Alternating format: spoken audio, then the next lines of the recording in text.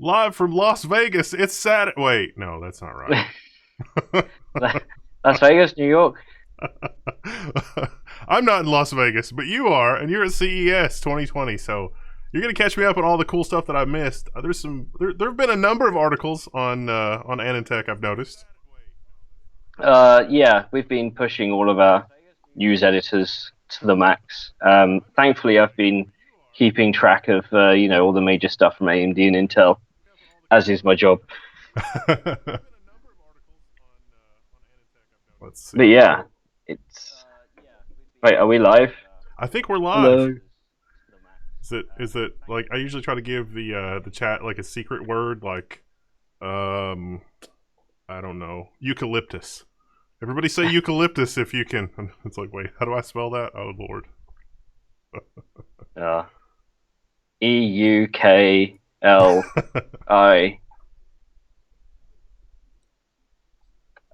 Okay, fantastic.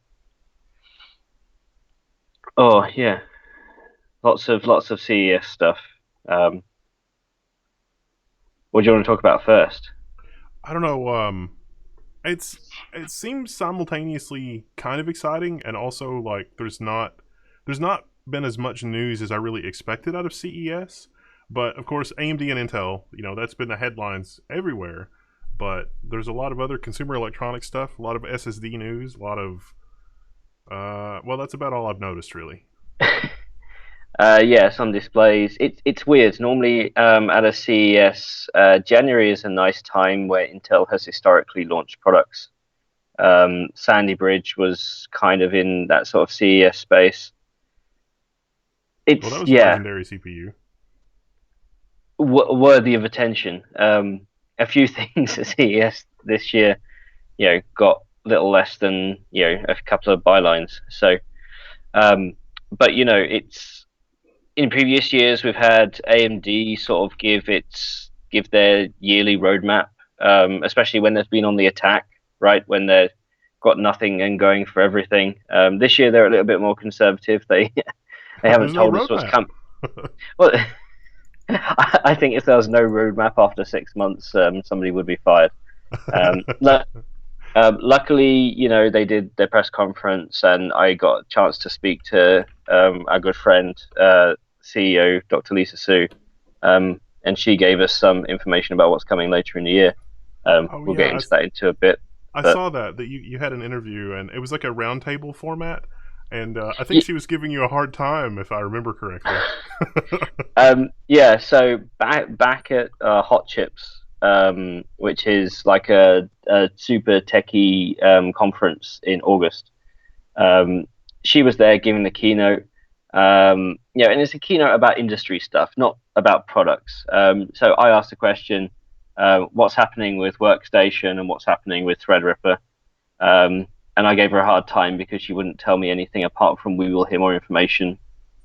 And we eventually heard more info. I eventually got her after asking her 3 times to say we will hear more about it in 2019. And then, Threadripper 3000 launched, and we got the 24 core and the 32 core.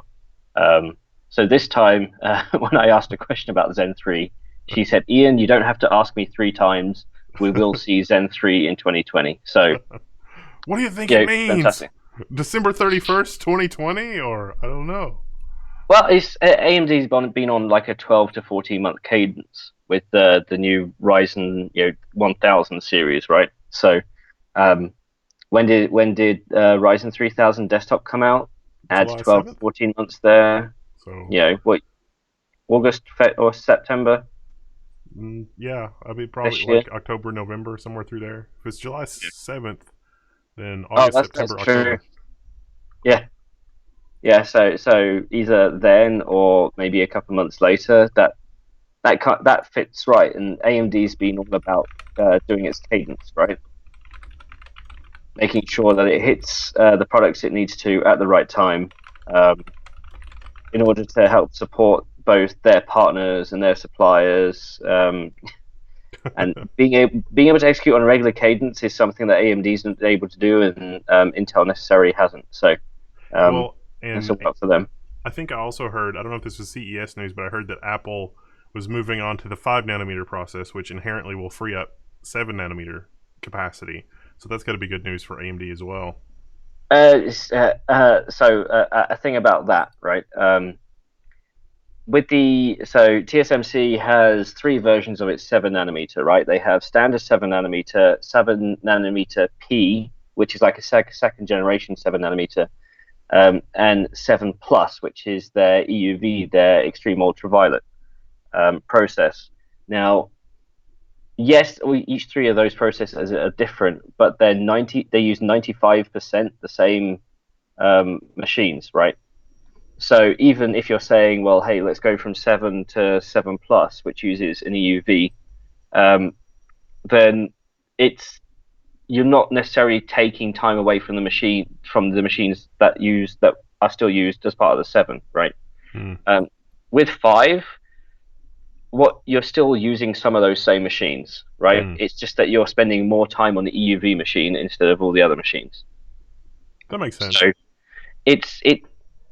the machines that need 5 nanometer, I mean, aside from the EUV, TSMC could scale those out, but you have to predict that scale sort of like 2 years in advance. So people saying, well, it's taking wafer starts from 7 and putting it on 5 means that it frees up capacity on 7. Not really. If anything, it ties up the EUV machines more for 7 plus. But that could be problematic. It depends. I kind of want to do. I want to go to TSMC and I want to ask, how many EUV machines have you bought over the last 3 years? And are they, if anybody follows EUV machines, it's the NXE 3400C, which is the latest, and that does 175 watt wafers per hour. That's based on the manufacturer's estimates for dose. And then there's a lot of Bs in the market, and there's a lot of just 3400s that were development machines that can be used for production purposes. So it all depends on how many machines they have. And ASML said that they said last year that they would have 30 sales, and I think they shipped 26. I may be wrong on those numbers, but that's around the ballpark. So they're still filling in orders from last year. Well, it's bleeding edge hardware. I mean, it's lovingly handcrafted, in the fires of Mount Doom, and it takes a while. It takes a while to put that stuff together. But if we look at capacity, I noticed that things have dramatically improved the last couple of weeks. I accidentally bought some extra Threadrippers because I bought a bot to buy Threadrippers. Oops. Yeah. And but you have a bot to buy Threadrippers. Well, I'd only wanted to buy a few, and it actually there was a weird situation with the stock where it went out of stock and then came back in stock and then went out of stock again. And because it was flapping in and out of stock, the bot was like, "Oh, it's back in stock, buy." But it wouldn't buy as long as it was in stock. It was just the event. I didn't think about that. It's a bug, but it's fine. It's fine. And now it's back in stock everywhere. Well, it's so. I mean, everybody was talking about AMD isn't ordering enough wafers, and is this because of limitations on how TSMC's availability, whether all the orders were taken. We asked this to Mark Papermaster, we asked this to Lisa Su, and they both said, you have to predict how many CPUs you need 6 months in advance, 3 to 6 months in advance, and that time is going to get even longer as we go to more dense process nodes. They just mispredicted, right? TSMC has enough capacity. They just mispredicted. They only ordered X number of wafers, and they needed 2X wafers, or like that. And some numbers going around saying they only had 15,000 wafer orders per month, and they needed 30,000, and now they're on 30,000. But Mark Papermaster said that predicting how many wafers you need is in itself, a very complicated science. Ultimately, if you hit your targets, that doesn't mean your product will sell, right? You've got ecosystem to think about and everything else. Well, I think that. Well, in the interview with Lisa Su, I noticed she said that the supply is tight, but we're doing fine, or something like that. And it was like, wow, that's candid. It's. I do have that sentence that just says Lisa Su tight. Hashtag no context or whatever. But one thing I want to point out is I have seen some talk about AMD with the consoles, right? Do AMD have enough access to enough wafers for the consoles? The answer to that is yes. Don't ask such a stupid question. The reason why I say that is this. I'm being facetious on purpose. Sony and Microsoft know how many consoles they're going to sell about 18 months out, right? They know if they're going to sell. They're going to predict if they're going to sell 2 million or 3 million come launch day. So those wafer orders would have been in ages ago. TSMC would have already made sure they had enough capacity for those. Now, within whenever you do a wafer order with TSMC, they have special levels of priority that you can pay for. So, if you're a company and you want a 7-nanometer chip, if you pay a bit more, then maybe you'll go ahead of somebody else, right, who's paid a little bit less. It's very complex. I don't know the ins and outs of details. I only know this at sort of the 30,000-foot level. So, you can bet that those chips would have been ordered well in advance. Also, the fact that people say that TSMC is at 100% capacity with 7-nanometer. Well, if they know Sony and Microsoft have ordered 2 million chips or what have you, or 100,000 wafers or whatever, if they've got spare capacity, they're going to start building them if it's ready to tape out, right? Yep. They're not going to leave that capacity. They're not going to leave the fab idle. Do you want it early? It's like, yeah, sure, spin it up. Sounds good. Or we've already been told that the console's coming out this year. So let's just pick a month out of the year, September, what have you. If they say, well, we want all the chips delivered by March, but TSMC can get half of them done by November the previous year, before they actually have to start ramping up, then they're going to, right? Nothing's going to change that much in the chip. The chip has to be complete in order to make enough wafers by that time. So when people say, does TSMC have why is TSMC such a limited capacity? My answer is they're already filling orders way in advance. And if people ask, will there be enough for Sony and Microsoft? And my answer is, you bet, hell yeah. Well, it's also interesting that I think Intel has really sorely misjudged either their own manufacturing capacity or they're making some of the same kinds of calls internally, because I had that same bot trying to run and buy 10 series CPUs, and it struggled a lot more to buy 10 series CPUs. I got one order in for a 10980XE I won't buy it more than $100 above MSRP, and that order was ultimately canceled. And I saw the 10940 and the 10920 go in stock once or twice, but the bot didn't move fast enough between the time that it was marked in stock and the time that it was out of stock, which is about 12 seconds. Wow. I think you need faster CPUs for your bots. Well, I hadn't built the Threadripper systems yet, but it's on the to-do list. You need a 5 gigahertz core chip, I think, or I'm sure a company would tell you that. The 5 gigahertz 14 core, yeah, that would probably be the sweet spot of throughput, or just locate it close. I'm gonna have to, get it in the Amazon region that's right next to Newegg or Amazon or wherever, where their orders are processed, so that there's, we're just neighbors in the data center, so there's low latency. But I can't give you my 14 core 5 gigahertz chip. Sorry. That's fine. You don't have to give it to me. I just need to borrow it for a little while. So speaking about capacity, we should perhaps get on to AMD's actual announcements. Oh yeah. A lot of mobile parts and a lot of monolithic silicon, which I was a little bit surprised by. I mean, it makes sense, but yeah, it looks good. Mobile AMD putting 8 cores in 15 watts is insane. The die itself, for anybody that's seen it, they wouldn't let us take pictures of the chip on the day of the announcement, but we have got pictures of the chip afterwards, and I've got a size comparison, so I can do a die size. But eyeballing it, it's the size of 2 Zen 2 chiplets. So that's 150 square millimeters. I think I saw somebody try and do some math on some pictures, and they got 148. So um, it's That's a about what I tiny figured as chip. well. Yeah, I mean, It's a tiny chip. and it's surprisingly powerful for what it is. Although it's half the cache, isn't it? It's 8 meg versus 16. If you believe in AMD slides, it's 12 because they add the L2.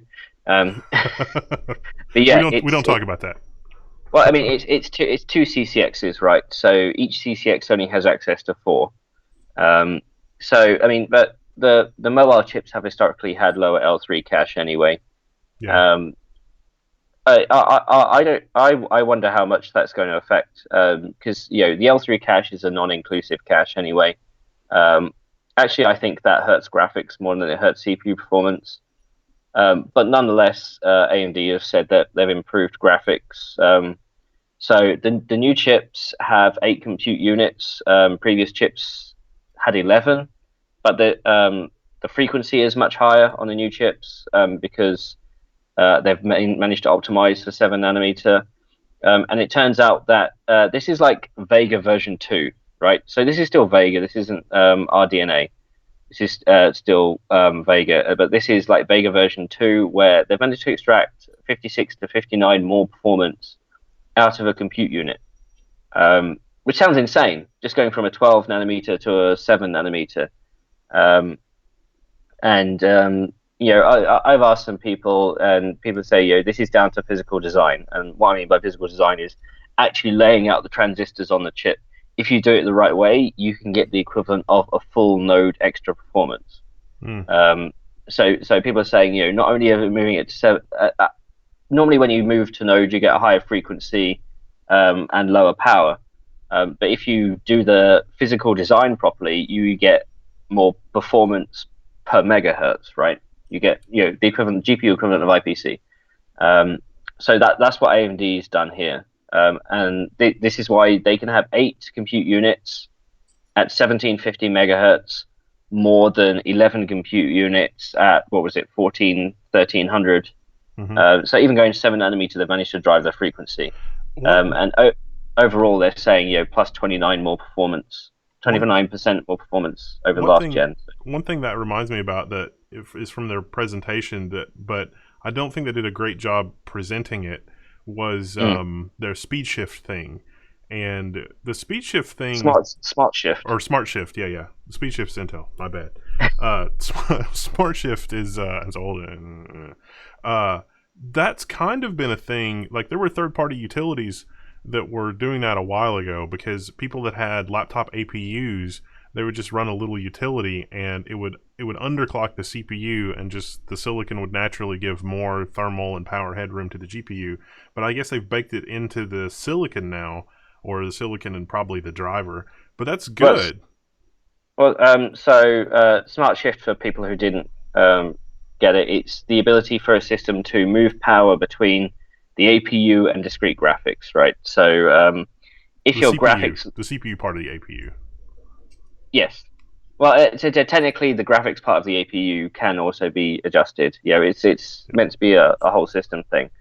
Um, so if you're GPU limited in a title, but there's still power on the table, it will allocate the power to the CPU and boost that up. And they were showing 10% gains in Division 2 Yep. and 12% in Cinebench. Yeah, Um, that's comparable to like the 3400G. Even just doing experiments with like the desktop 3400G in some titles, if you just limited the clocks and gave the GPU more horsepower, you could improve like 10 FPS. Which, when we're talking about 40 FPS, that's a big deal. it's for people who want to test this, and it does depend on if manufacturers even let users adjust this. Is games that show CPU and GPU use, they show the Division 2 going from 30% CPU use to 40% CPU use just by virtue of having more power available to it, and that's what gave it the performance. One thing that I don't think was clearly communicated by AMD is that this is only for H series. This is only for their 45-watt Rosen Mobile 4000. It's not for the U series at this time. The reason why is they're still really early. Um, Even the H series laptops don't start coming out until February. So Yeah, they've got until February for them to come out. yeah, U series is going to be a bit at least a month later, I think. And even then, Smart Shift might not be ready for those either. So yeah. It's AMD's in an unfortunate position now. They have to hire a lot more software developers. They're victim of their own success. hey, it's a nice position to be in. Yeah. It's just a case of can you offer the same amount of money as your competitors to the software designers? It was really interesting to like the contrast between Intel's presentation and AMD's presentation. I mean, Intel is there's no. I mean, Intel's the 800-pound gorilla. They have all the money in the world, and they're in a million different industries. But I I thought their Intel's presentation lacked a lot of focus and didn't really do a great job covering the innovations that they had. And with AMD's, it was almost like I mean, it was over almost as quick as it started. But both companies had official CES keynotes, um, and under those definitions, the event can only last 45 minutes. So Mm. both companies only had 45 minutes, and you have to cram. It's AMD. You know, they're announcing Ryzen Mobile 4000. They're announcing new pricing and dates for the new Threadripper, and also you got the RX 5600 T. And they've got to frame it all in the context of for consumers, right? So that's pretty hard to push it all into 45 minutes. Intel uh, spent a lot of their talking about execution of what they were doing, um, and what they did have in terms of products. You know, was new H series CPUs at 45 watts. Here's a demo of the a new Tiger Lake product, which is post Ice Lake. And here's a demo. Here's a very quick demo of our discrete graphics. So it's when you've got real products that you need to talk about, and you have specifications to talk about, then yeah, presentation feels a lot meaty, a lot more meaty. Intel had to. I mean, how do you fill 45 minutes when all you can really show is hints of what to come? You have to Well, talk about the journey, right? the And the the Intel live stream I watched was like an hour and a half, so I don't know if they just kept going or oh, it was really? yeah, it was kind of long. You know, truth be told, I was completely dead by AMD's press event was first, and then Intel's, and I had a meeting in between the two, and after that, I was just out of it. Um, I had my editor in chief and my motherboard editor sitting front row for the Intel press event, so Well, I got all the information afterwards. they did have the Intel laptop with the Xe graphics, and it was running Destiny 2 1080p at unlocked 60 FPS, which I thought that was Yep. actually very impressive, and that should have been more clear in the presentation, I think, because that is like genuinely a really interesting thing. And also, like, I mean, they talked about like the 20 and 30 hour battery life, but those kind of claims I'm really like super skeptical of, because I've got a Dell with a 10-hour battery life, but it's more like 3.5. It's yeah. Well, that some companies get around that by using like Mobile Mark 2004 at 100 nits. Yeah, Uh, yeah. I mean, if we're going to talk about laptops with extreme battery life, if you want them, they exist. You know, I've got a laptop that does 18 plus hours. It's yeah. I They, also they, want they, they, horsepower though. I want both. I want to. There's uh, just give me a toggle switch on the side. It's like fast, long life. well, it's funny, right? We have this. When you fly, you have a battery limit of 100 watt hours. You cannot fly with any single battery more than 100 watt hours, or any single device with more than 100 watt hours. If that limitation didn't exist, I wonder if we'd see bigger batteries in devices. I mean, MSI will happily sell you a laptop with 99.9 watt hours. Um, I've got you a. you won't be able to open it in economy, but they will sell you one. I've got a USB-C battery pack, and it is 90 watt hours. But its limitation is that it's only 65 watts of USB-C power delivery, which is enough to charge my laptop, but not enough to like run it and do anything stressful and charge it.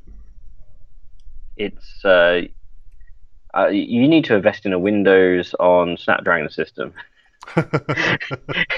If Qualcomm had to say, they would say, "Hey, hang on, we've had 8 cores in 7-watt systems for a year, for a couple of years, right?" So this is different. Well, what has been genuinely impressive? So like you've seen pretty much everything. Like what I almost never go to CES because I always think of CES as Good for kind of you. like Computex light. And I love Computex because Computex is amazing. Because usually the people that made the stuff are there, and it's like, yeah. I mean, forget the press badge. Talk to me about numbers. Show me some stuff here. Take me behind the curtain. Like, show me what you're showing the OEMs. And they're like, all Yeah. right. CES has the downside of being in Las Vegas, and Las Vegas is terrible. It maybe I'm too vanilla. I don't gamble. I don't partake in the extracurricular activities that Vegas has to offer. I'm just here to work. I mean, I have been here on holiday, and a weekend was enough.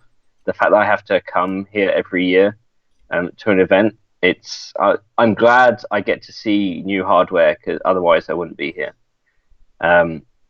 So funny story. I do want to talk about the new 64-core Threadripper 3990X. Yeah. Because this is something we've been waiting for a while. The fact that AMD is aligning EPYC with Threadripper for consumers is great. It's amazing. It's expensive. Everybody knew it was going to be. The funny story I want to bring up is the price. Initially, the price. So AMD announced the price was $39.90. For the 3990X. So you get 1x per dollar or $1 per x. As it should be. Just don't ask them to apply it to the 3950X. But the thing is, as usual with these things, I mean, when a company does an announcement, they do some pre-briefings, for the benefit of some press, so they're not caught out, so we can get our stories ready at the right time. And AMD keeps it small. I'm sorry if there are any other press on here who really want to get access to those pre-briefs. It's it's a tough slog. We've worked with AMD for decades. Even with a small pre-briefs, we still saw leaks. So that's not a good thing. Arguably, they'll be briefing even fewer people in the future. But in that briefing, the pricing wasn't $39.90. It was something else. It was close, but it was something else. I turned around and I said, "Why is it not $39.90? Why have you not made the two? It's easy marketing, right?" How much marketing can you do by saying, "Look, 3990X is $39.90"? I mean, some people told me you should have said $39.90. So some people, say, well, you should have said zero. But I turned around to them. I said, "Look, this is a no-brainer. I want you to change the price." And they looked at me and went, "Actually, that's a really good idea." And I said, "Well, I want the email at 2 a.m. saying that you've changed the price." I got the email at 4 a.m. So it's there are very few things that I've done very specifically in the industry that have changed products, and I like to count that one as one of them. Well, good job. It's and making it, it's what's that in dollars per core? That's a really nice amount. It's they gave a release date of February 7th, which I think is a lot quicker, a lot sooner than a lot of people predicted. It means that I'm going to have to do a lot of testing between now and then. I actually wonder how many people they're going to sample with this, whether it's going to be as wide, because I mean we've had. Do you remember when Intel launched the 28-core 3175X. Yes. They only sampled a dozen press initially, Yes. because not all press are geared up to have testing that is focused for the market for which that product is focused. Yep. If you're primarily media that does game testing, you're not going to test a workstation chip. So, and I wonder if AMD is going to say the same thing. Say this is one for workstations and creators, and they're going to look at the press who test workstation and creator workloads, and give it to those, because that's the markets that they're going for. Sure, somebody's going to test it in gaming, but this is the one bit of the messaging that AMD can control, at least on day one, right? Well, it sounded like from the press event that these the creative studios, I can't remember the name, but like the one that did the Terminator movie and Yep. Red Cinema and all that, it sounded like those folks have had access to this kind of thing for a while, and probably a lot of tuning and stuff from those people went into the product, which is going to be even more awesome, which is really, really good. It's about $62.34 per core, which is pretty darn good. It's so part of me is wary when they say people have had it for a while, because a yes, and B Epic. Well, yeah, Epic. It's an overclocked, super overclocked Epic, or a super power efficient Epic, or whatever. Oh, well, and for less memory. Well, yeah, they're there somewhere, but the thing that reminded me, there are a lot of people that looked at the benchmark that Lisa Su put on that was Cinebench, wasn't it? That was like 24,000 or 25,000. 2539 something or whatever, yeah. Yeah, and I noticed that some of the people in the Intel camp were immediately like, oh, that's terrible scaling. That's like only a little tiny bit faster than the 32 core in terms of like a percentage. And it's like, well, hang on. They confirmed that it was a 280 watt power envelope. So we're not, in terms of like performance per watt, that hasn't moved. And you get almost that much more scaling. So those chiplets are like super handpicked. That is insane. Yep. Yeah, and I mean, and you saw the demo with the Dual 8280 with V-Ray. I mean, yeah, what was that? 50% different. Or yeah. So it's thankfully I have Dual 8280s at hand, so that's gonna be a fun test. I've only got the one 3175, but it overclocks like a mofo. Why don't you have 8280s? I might be able to get some from eBay, but because they cost 20 grand. Yeah. So, it's first big CPU launch of the year for us, and it's going to be all the cores. Literally all of the cores. It's crazy. You remember during the Bulldozer days, there was that meme with AMD with the graph that had cores on both the y-axis and the x-axis. That's literally what's happened. Well, that was tongue in cheek, because it's like, there's all these Bulldozer cores, and now it's all these Zen 2 cores. But they're so good. And it's going to be fun when the Zen 3 version comes, because AMD has said, we're gonna go above industry trend of 7%, compound annual growth rate of performance, and both Forrest Norrod of the server team and Mark Papermaster, the CTO, have said, this will definitely be a proper generational increase in performance. It's AMD don't need to improve the core counts next generation.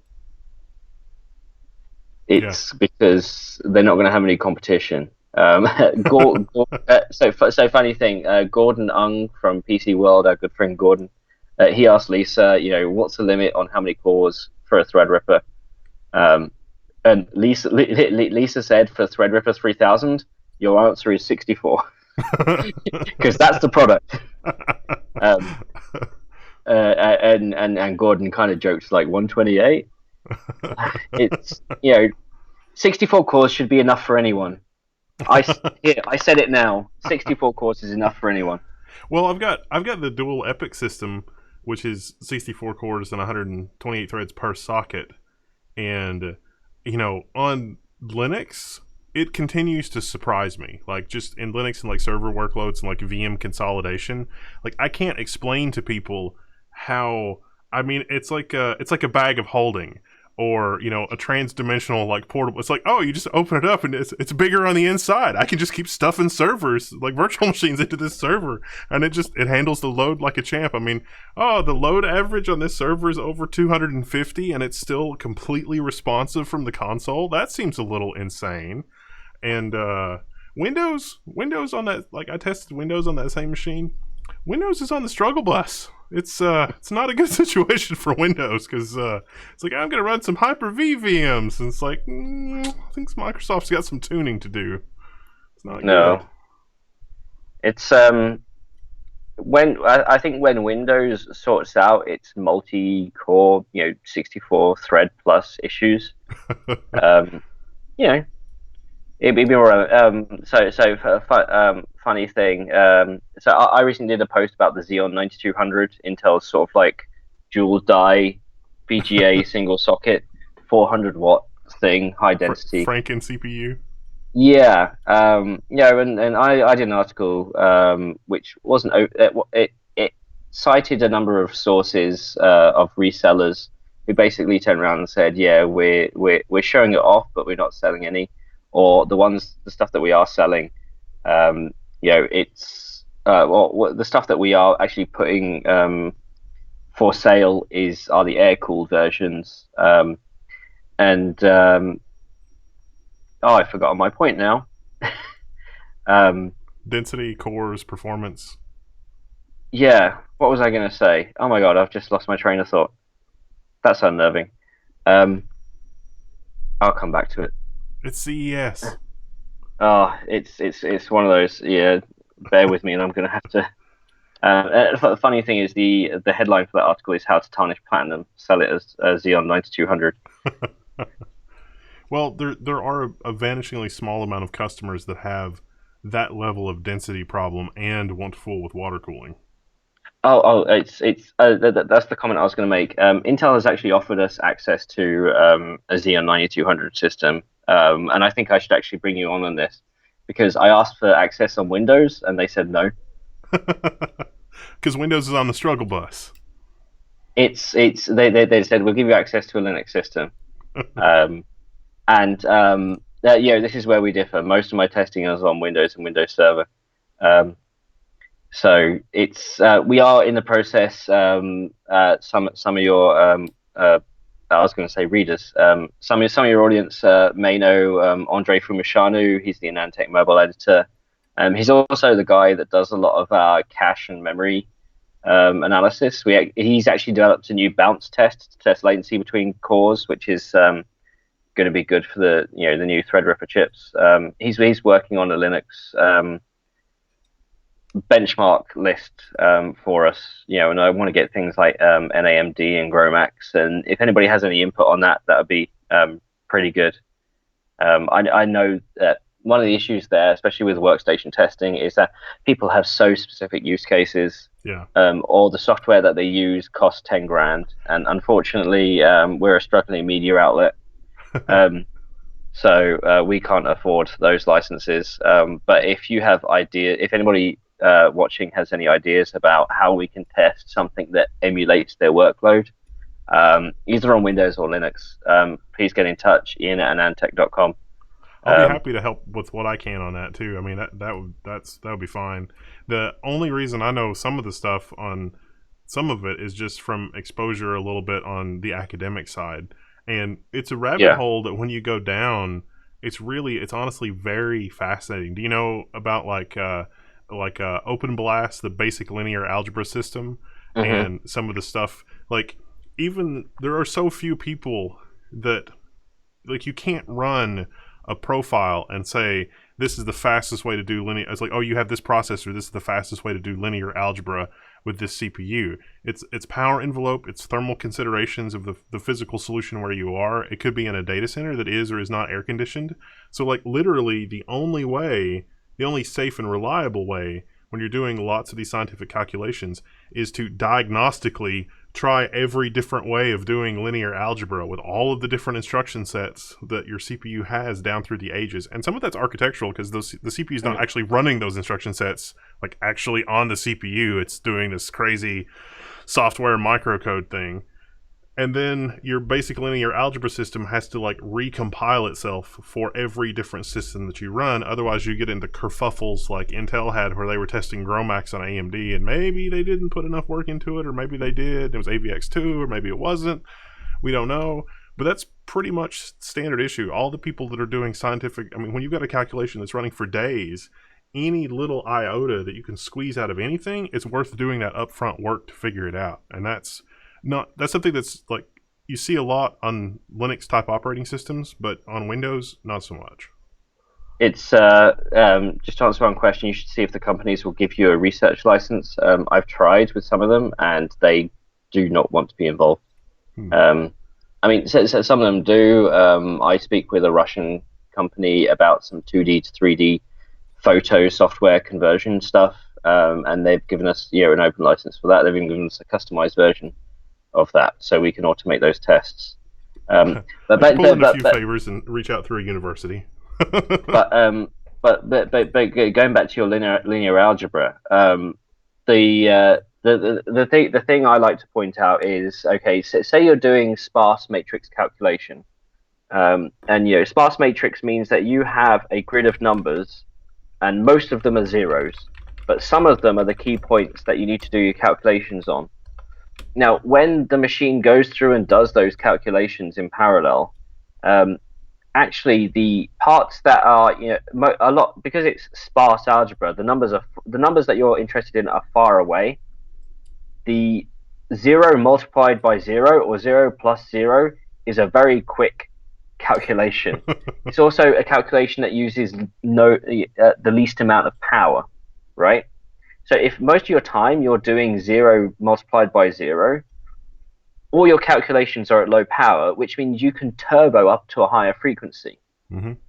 If you then go and do dense algebra, most of your numbers aren't zeros. So each operation consumes more power, so you're at a lower frequency. That's why linear algebra is so difficult to test, because you have one of the things that universities do with this linear algebra is they try and take a sparse matrix and make it a dense matrix. Or they'll make it into a matrix that has diagonals, because diagonal matrices are very easy to parallelize. Mm-hmm. So it ought to parallelize in different methods than just basic algebra, basic linear matrix algebra. So I did some of this during my PhD. It is a pain to write, let alone to benchmark, and then also benchmark in a way that people will A, understand, and B, be relevant to what they're doing. There was a joke, but I don't remember I don't remember the joke, but I remember the punchline that it was eigensheep, because you were searching for eigenvectors. I don't remember. I've ruined it. So going back to these high core count CPUs on Windows and testing them and on Linux. If Intel gives us access to a Xeon 9200 system, I'm pretty sure AMD will give us access to one of their 7H12 systems. And so that would be a really nice comparison, the best versus the best. Though saying that, Intel does a lot of custom CPUs that they tell no one about. I'm pretty sure somebody like an Amazon may have a 400-watt version of something. Oh, yeah. It's... So a funny thing, I might do an article on this, is if you look at some of Intel's documentation about Xeon 9200, it says, these are the specifications for the system that uses a 350-watt CPU. If you deviate from these specifications, such as use a higher TDP CPU, the reliability will not be as specified. Basically saying if you use a highest TDP CPU, you won't get what we've written here.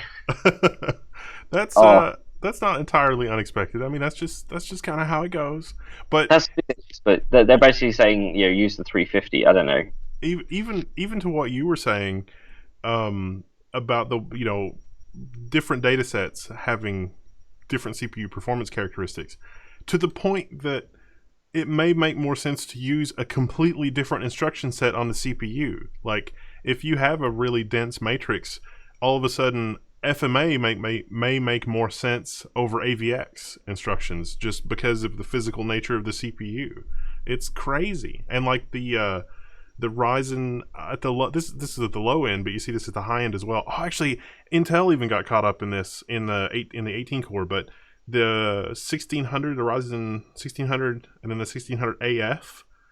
If you were just looking at, I was like, oh, it's a 1600, and you had pre-tuned it. The AF is a different CPU, so it's going to have different performance characteristics. Intel. Well, no, I'm sorry. Sorry, I was going to say, do you remember with Opterons there were special editions for Ferrari? Yeah. For people who don't know the story, back when Intel was doing Opterons and AMD was doing Opterons, and AMD has the same.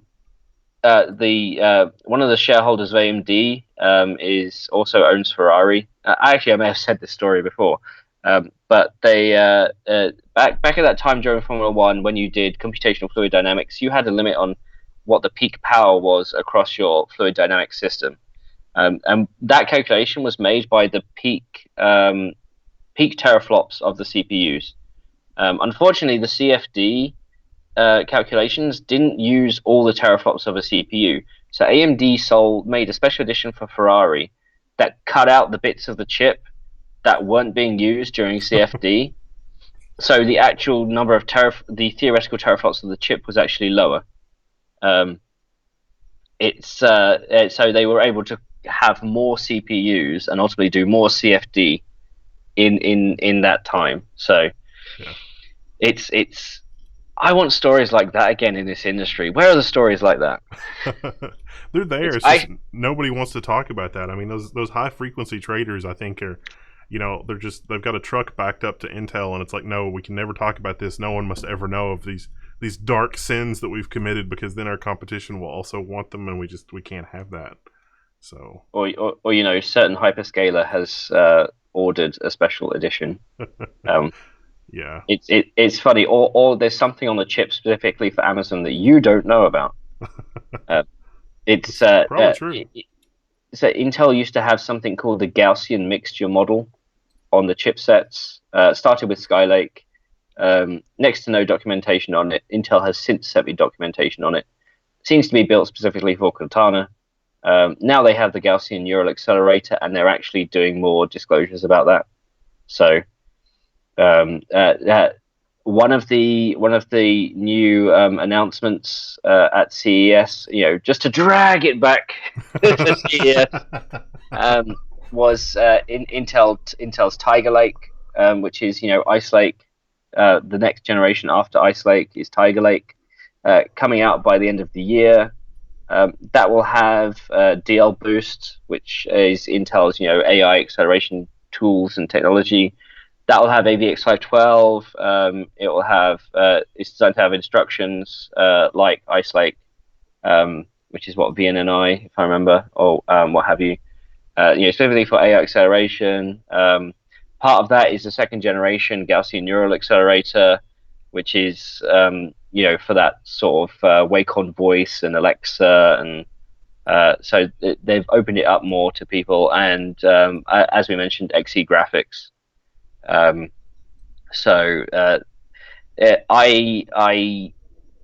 Intel was showing off a wafer of Tiger Lake. They said Tiger Lake is 10 nanometer plus. Now, AMD, Intel's head of, I'm not sure exactly what his title is, but he's basically the most senior person under Bob Swan. That isn't the CTO. It's Murthy Renduchintala. During a call, he said at one point that Tiger Lake is coming on 10++, right? Now, everybody's getting frustrated with plus and plus plus. So we reached out to Intel and said, can you confirm, is Tiger Lake 10+, or 10 plus plus? And they categorically said 10 plus. So I said, well, what is Ice Lake? Because isn't Ice Lake 10 plus? And they said, no, Ice Lake is 10. So then I said, well, I thought 10 was Cannon Lake. And they said, what's Cannon Lake? So Cannon Lake was 10 minus. It was the other 10 minus, nanometer. Yes. The 10 nanometer process that Charlie Demerjian keeps talking about. Yeah. It's I have turned around to Intel and I've said, look, at some point you are going to have to talk about your 10 nanometer process. And I want to be the one that helps explain the process in which Intel was able to identify the issues and fix the process. People keep asking when is 10 nanometer going to come to desktop. I'm gonna predict right here and right now that's Tiger Lake, because I don't think Ice Lake has the range in frequency and power. Intel for generations has said, we have cores that run from milliwatts. Well, we build cores designed for systems that go from milliwatts to megawatts, right? Jim Keller's said that a lot recently. But in terms of the CPU runs from milliwatts to 20 watts. If you get a quad core system that runs at 80 watts, that's 20 watts per core. I don't think Ice Lake can go that high. I mean, Intel has promised Ice Lake on a 28 watt part, the Core i7 1068 G7, right? I've gotten emails a lot recently saying, where is this part? Intel announced it last year. Where is it? I finally got confirmation from Intel. It's a news post that I've written, but I'm going to post after CES, otherwise it'll get drowned out. In that it is coming, and there are systems designed on it. It may or may not be related to the fact that Intel needs a new stepping. So we're going to the K1 stepping for LPDDR4X support. The current chips on the market don't support LPDDR4X. It sounds like there must have to be a silicon redesign issue for that. So we will see Ice Lake in a 28 watt part. I don't think we'll see Ice Lake going beyond that. I don't think we'll see Ice Lake in, say, a 45 watt part. Intel also announced 10th gen Core H processors. Now, H is the laptop processors for creators and for gamers at 45 watts, but they were all based on 14 nanometer Comet Lake. So I think Ice Lake has a fundamental limit that Intel can't get over. Now, don't get me wrong, Ice Lake has great IPC, right? It went 18% above Skylake plus plus plus. And the XE stuff was also very impressive in terms of like that much graphics performance. Yeah, but putting the next generation beyond Ice Lake, so going beyond Sunny Cove cores, then adding XE. So I have a very close-up shot of the Tiger Lake die, which I haven't published yet. I can count the cores. I can count the execution units. I'm pretty sure there's more than the 96 number I've seen online. I need to do the exact count. But I'm pretty sure there's more than 96 EUs. So that thing is gonna, if an XE EU, so let's go right. If the XE graphics execution unit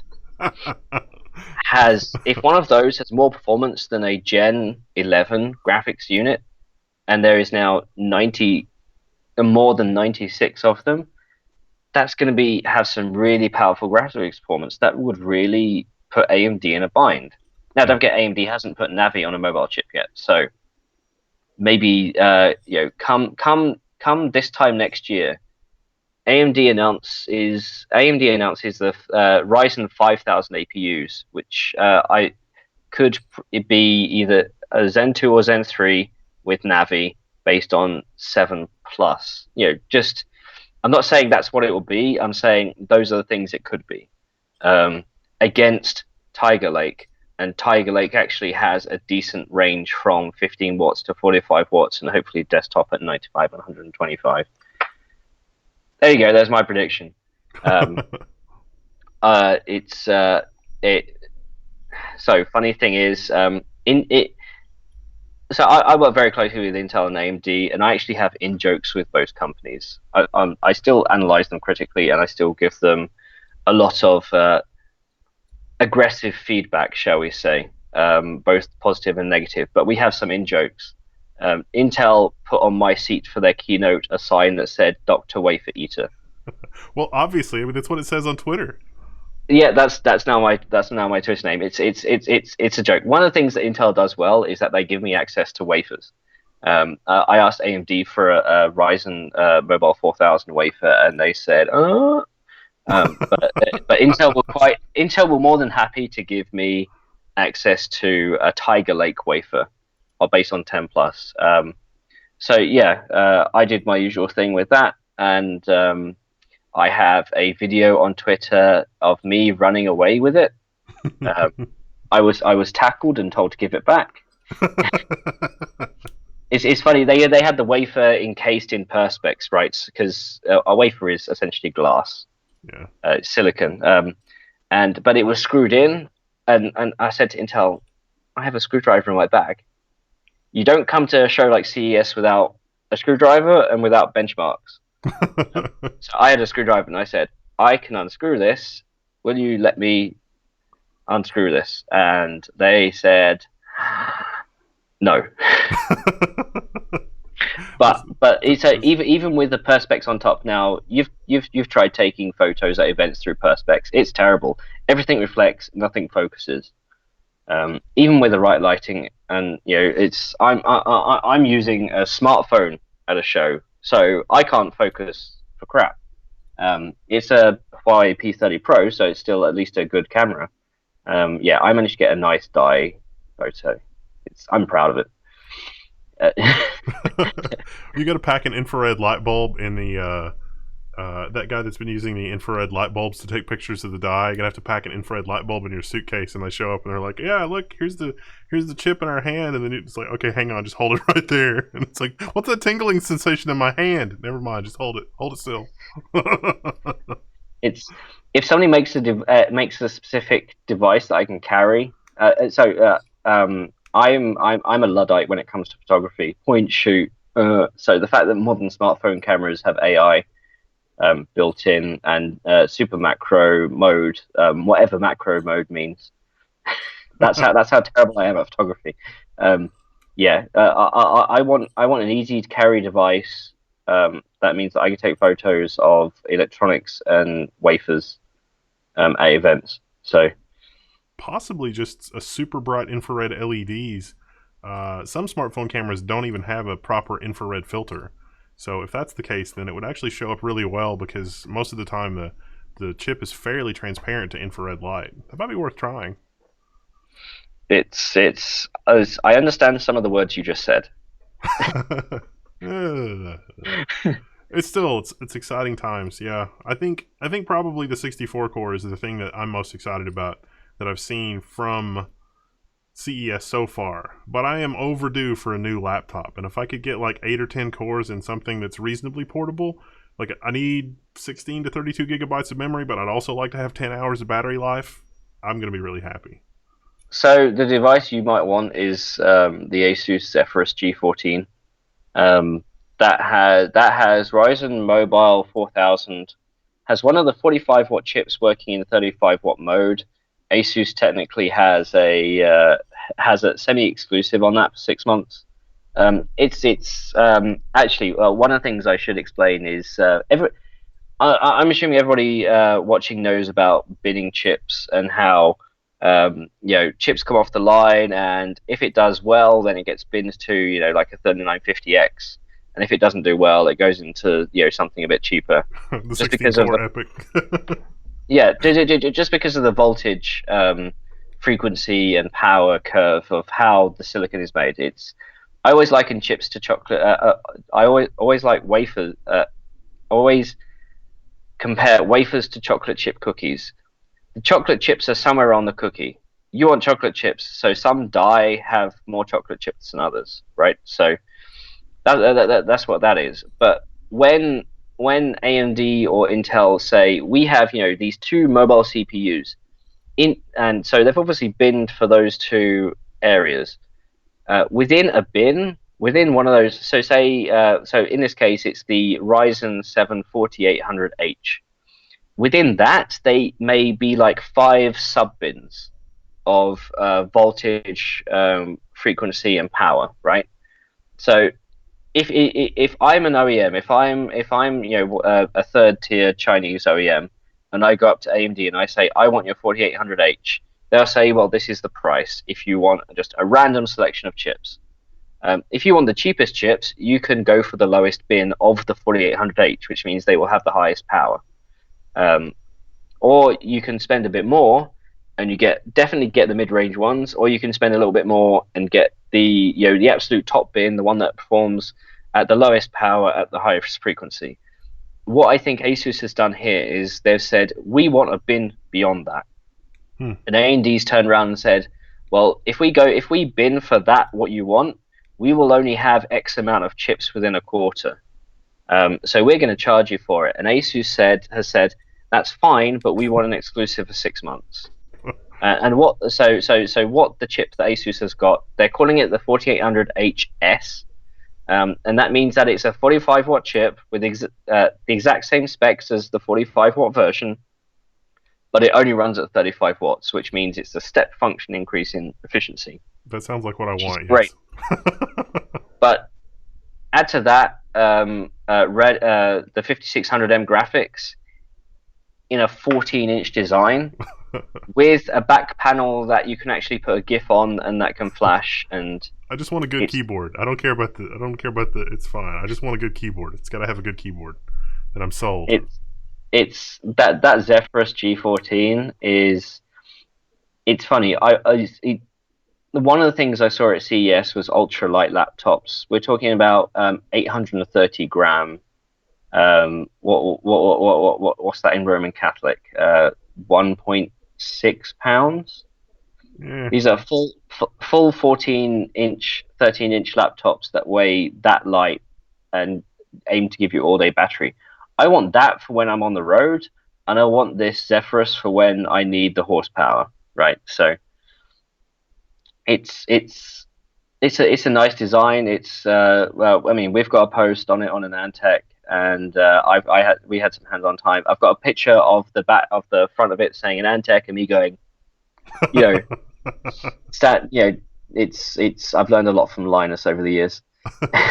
That's how it's done. Yes, I mean, haven't we all learned a lot from Linus over the years, because he certainly knows how it's done. But yeah, that Zephyrus is going to actually be one of the first devices to market with Ryzen Mobile 4000. So look out for that. Be lucky if you can buy one. I expect them to sell like hotcakes. That also, I think that also suggests a little bit about what Asus is thinking in terms of like the mobile CPU market for the next, quarter or two. I was asked by Gordon from PC World. Is this AMD coming back into the laptop space properly? And I answered him, very matter of factly. I said, well, look, these OEMs, these Dell, HP, Asus, Acer, they've been working for Intel for 10, 15 years, right? We are on a 10th gen core. We are on the 10th generation of the core architecture. All the software has been optimized. Everybody knows how to design for it, and everybody's taken into account, all the new power features like speed shift that have come out. We are only on 3rd gen Ryzen Mobile. This is only the 3rd generation product. AMD has now shown to these OEMs, A, it has a product that has enough performance. B, that they can execute on a yearly roadmap and a yearly cadence on time. And C, they now have enough people to help them, with the design and optimization of these systems. And that's a crucial element. Lisa was actually good in saying, I think it was Dean Takeshi from VentureBeat during a roundtable that asked you, it may have even been Gordon. They asked, what is the future of the laptop market? And Lisa said it's not going to be defined by AMD or Intel. Every OEM has different ideas of what they want to do. Every OEM has customers that they have to build for, and they will identify what areas of the market and what kind of systems those customers want. Now, sure, AMD and Intel are going to overlap in some areas, where both processors can do really well. But there are going to be fringe on both sides of where Intel does that customer only wants to design in Intel, or that customer only wants to design in AMD, and that's going to be where the future of the laptop market is going to be interesting, and things like the Zephyrus G14 exist in that space. Gordon told me he doesn't know of a 14-inch device with an Intel 45-watt CPU, and neither do I. I mean, don't get me wrong, it's not necessarily a market I follow that closely, and Gordon's one of the experts there. I trust him implicitly on that. So the fact that AMD has done it, and they've done it in a premium design, in a premium device that looks great, is a win for them. Is it going to mean that the market is suddenly going to shift to Intel? No. Shift to AMD? No. AMD still has the issue, the Best Buy issue. They still need to train the people inside Best Buy to say, hey, look, AMD is not just based in the 13-inch netbooks, with the 13 by 17 panels anymore. They are actually high-performance gaming systems.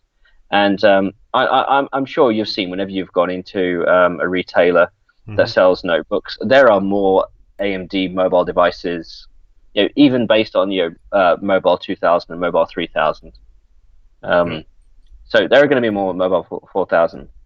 One question I kept getting is when are we going to see mini PCs with the new Ryzen mobile chips? And I put it to AMD. They said it's an interesting area, but it's not their focus. Yeah. If a company like Zotac wants to buy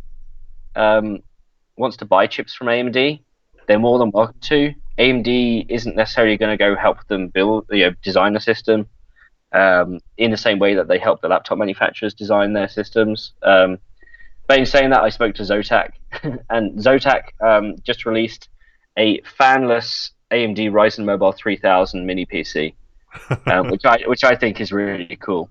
But they've only just released that. So that means that they're a year behind in their designs. So if people want an AMD Ryzen Mobile 4000 mini PC, you're going to have to wait till next year. Sorry. Well, what we're gonna do is we're gonna have a fundraiser on YouTube and Patreon. We're gonna get a couple of those Zephyrus laptops. We're gonna desolder the CPU. We're gonna solder it into something about the size of a GPD Win laptop. We're gonna underclock it to about 15 watts, and we're just gonna see what happens. So speaking of that, I had a very stupid idea. AMD thought it was stupid, but I think you'll love it. Do you want a 64-core laptop? Oh, that would be amazing! Right, so what I'm going to do is I'm going to take my 3990X and declock it to 15 watts. It probably wouldn't actually be terrible. Well, I mean, the I/O die is probably going to use most of that, but that probably wouldn't actually be terrible. Yep, or 45. See what happens 45. And I know the guy I was speaking to at AMD looked flustered and said, well, how are you going to call 280 watts? And I said, I'm not. I'm going to put it to 45. I'm going to put it to 15. Yeah. So what? It'll turbo to 900 megahertz. I don't care. I've got 64 cores in 15 watts. Well, I mean, literally, they've said that it's 280 watts. And on my 3970X, with the I/O die and on all the finagling, it's like 293 watts and 64 cores in that power envelope. I'm already seeing, like, on the 3970X, I'm already seeing completely insane clock levels, given that it's 32 cores. Like, a lot of workloads are at the 4 gigahertz or better clock speed. And with the base of 2.9 and like a worst case scenario, that is almost half power, because it's not doubling, but it's 2/3 anyway. So you've got, you do the inverse of that for the power consumed per core, and that is a dramatically lower amount of power. So if it was going to work with any Threadripper CPU, that would probably be a good bet because of look at the 3950X. when it came out, it was operating at shockingly low voltages. Like 4 gigahertz all Yep. core was like zero point 0.9 to 1 volts, and everybody was like, "What? These chiplets are behaving completely differently than the chiplets in all the other CPUs that we've seen so far. So what's up with that?" They're the best bins, and it's going to be it's going to be like that. So somebody has asked, does a 45-watt laptop chip actually mean 45 watts power consumption? I asked AMD about their 45-watt turbo power, and they said they've rated their turbo power for 54 watts. But ultimately, it's up to the OEM what they want to do it for. We know Intel likes to go beyond that, so That didn't work out in a couple of laptops. I can no. like the Well, it's Intel doesn't define Intel. So Intel has a turbo frequency, but it doesn't define the turbo power or the turbo time. Motherboard manufacturers and OEMs define that themselves. Intel has guidelines, but they're not. They're suggested guidelines, right? They're not defaults. This is why we get motherboards that enable turbo forever, because they have the power delivery to support it, and they assume you have the cooling. But then we also see laptops, that have 15-watt Intel CPUs, but they only some of them turbo 20, some of them turbo 30, some of them turbo 40 watts. So the annoying thing about turbo is that it's so unclear because it's so OEM dependent, and Intel is just letting their customers do what they want. yeah. But in the same vein, AMD will do the same thing, right? Because if you look at the alternatives, it means you won't get any innovation. So, Yeah. And it also means that like laptop reviews by trusted reviewers are critically important, because even laptops with identical CPUs are going to have wildly different performance. yeah. And even then, you remember what I said about binning within a Yeah. SKU, Yeah. right? One company could be using a good SKU, one company could be using a bad SKU. It happens in the smartphone space, right? You may have a Snapdragon 855 in your smartphone, but you may have a good bin, you may have a bad bin. You don't know. It depends on what is it whether it's an Oppo or whether it's a Xiaomi or whether it's a OnePlus. Have they purchased the best bin, or have they just purchased a random selection? So I'm good. Yeah, Paul's heading off. Goodbye, Paul. See you, Paul. Thanks for hanging out. You want to take questions, or you want to move on to talking about storage? Because there were some storage announcements at CES too that looked pretty good, and there was something else on our agenda. I can't remember. It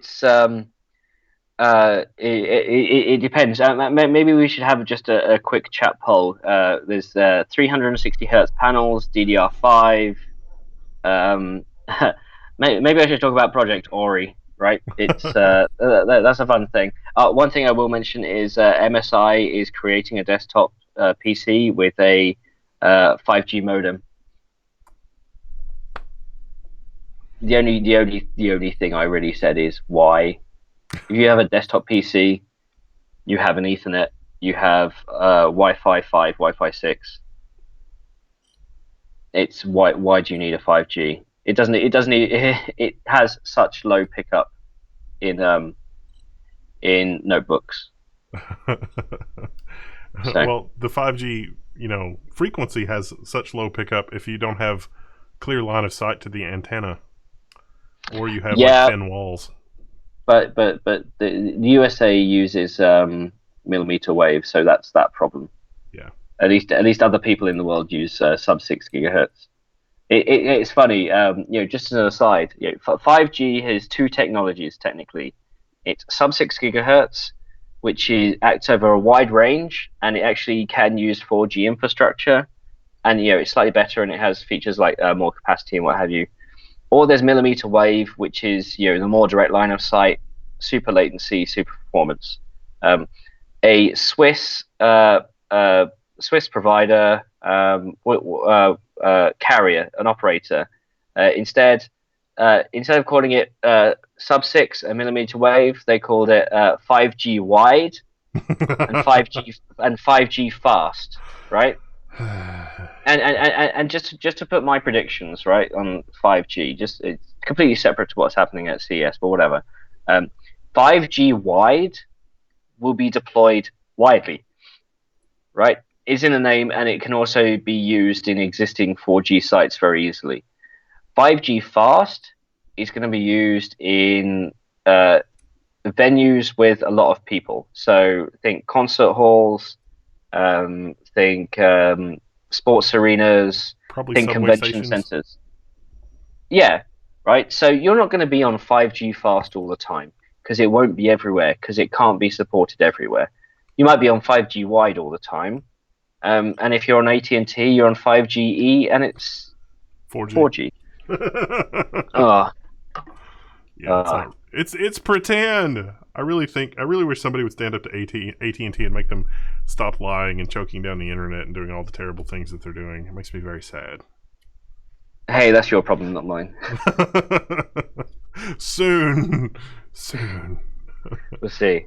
Yeah. So storage. I mean, for me, the big news, I guess, was we found a Samsung 980 Pro, um, which isn't in the market, and it's funny because our storage guy saw it and he started asking. He saw it at the Samsung booth, right? Now Samsung has a massive booth because they're doing TVs and all washing machines and fridges and all the stuff that Samsung did. And for some reason, they had an area on their booth which was for SSDs. And they had the Samsung 980 Pro, which is their first PCIe 4 device. Correct me if I'm wrong on that. I'm pretty sure that's the case. I think that's the case. Yeah. Yeah, and it's not in retail yet. And so our storage guy is trying to find somebody to talk to. Just to and nobody knew what it was. One guy even thought it was already at retail. But Samsung's Pro SSDs well known for being really good performance, and you pay a premium for that. What they had on display was good for 6.5 gig read, 5 gig write, in capacities up to 1 terabyte. They said 250, 500, and 1. I got to think for a premium product, there's no need to do a 250 anymore. Do 5, 1 terabyte, 2 terabytes. It's they're using TLC with an SLC cache, I'd imagine. So yeah. Yeah. That's what everybody's gonna have to do. Or the move up to 5-level cells is coming, but with it another reduction in reliability, which means the software on the drive has to be even better. No, it's funny the way that they'll get around the reliability.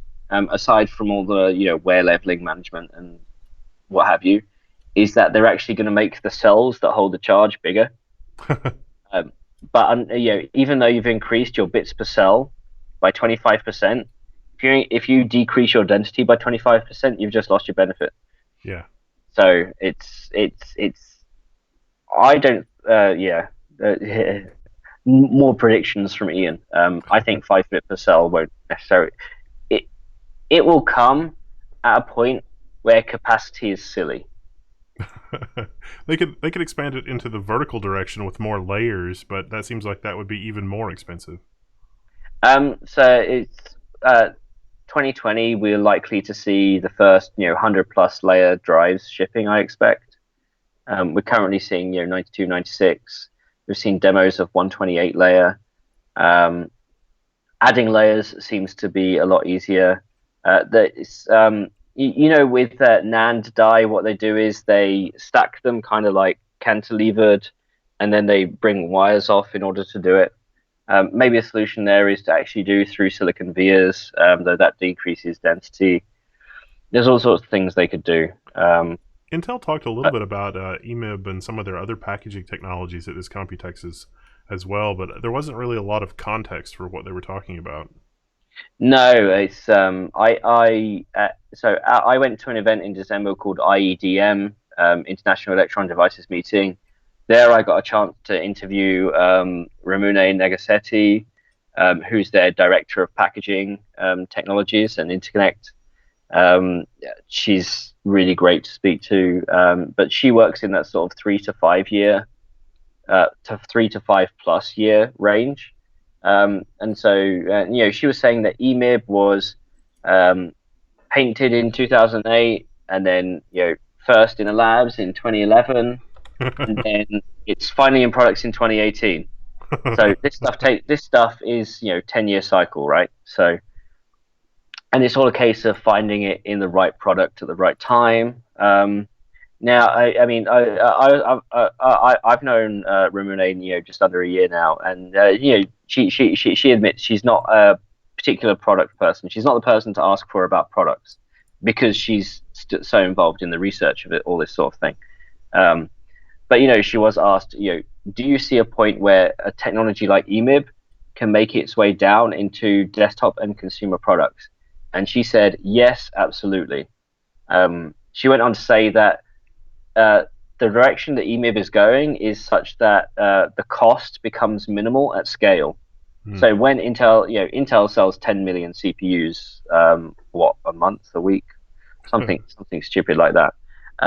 So when you're able to drive a platform at that level of scale, it's packaging technology. AMD already does packaging with Ryzen desktop. So if they can get EMIB to be that come down to cheap, where it's negligible to few dollars cost, we're going to see it in consumers, in a consumer space. So Intel is investing in the best glue they can buy, or the best glue they can create. Now, I kind of say that half jokingly because Intel has a history with the word glue. But technically, glue does mean glue logic, and glue logic is a technical thing. But yeah, don't be fooled. Chiplets are the future of desktop. Now, there was a comment of why isn't Ryzen Mobile chiplet based, right? Why do we not have an APU with a chiplet? And one of those things is that AMD actually said so what they've done here is they've actually decoupled the Infinity Fabric from the memory frequency. So one of the things with Ryzen on the desktop and with Threadripper is that you have to run the memory and the Infinity Fabric at like a 1-to-1 or a 2-to-1 ratio. What they've done in Ryzen Mobile is they've managed to decouple them entirely, which is good because you can do a lot of power saving if you can declock the Infinity Fabric when you don't need it.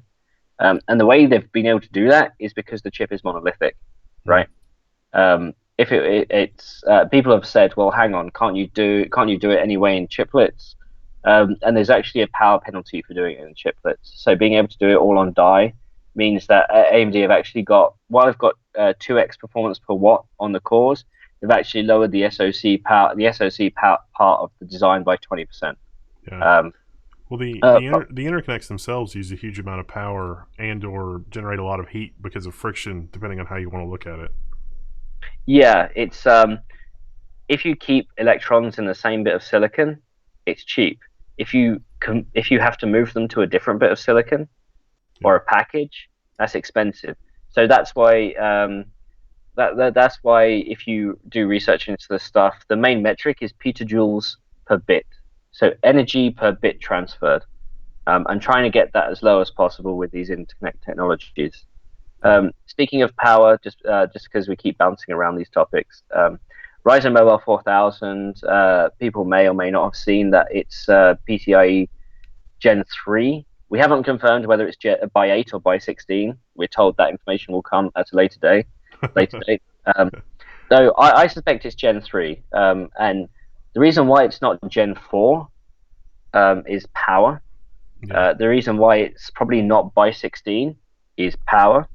When you pair these chips with discrete graphics or even with storage, so with discrete graphics, PCI 3x8 for every graphic scenario is fine.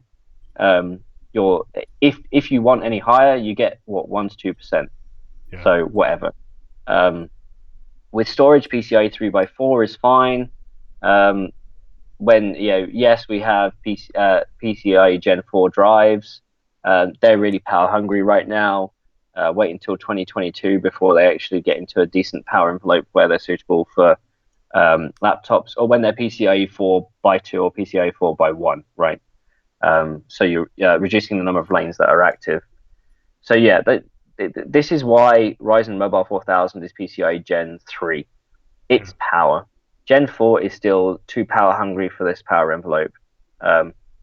and it's I was speaking with AMD about this, and they said, yeah, you're absolutely right. The reason why it's Gen 3 is power.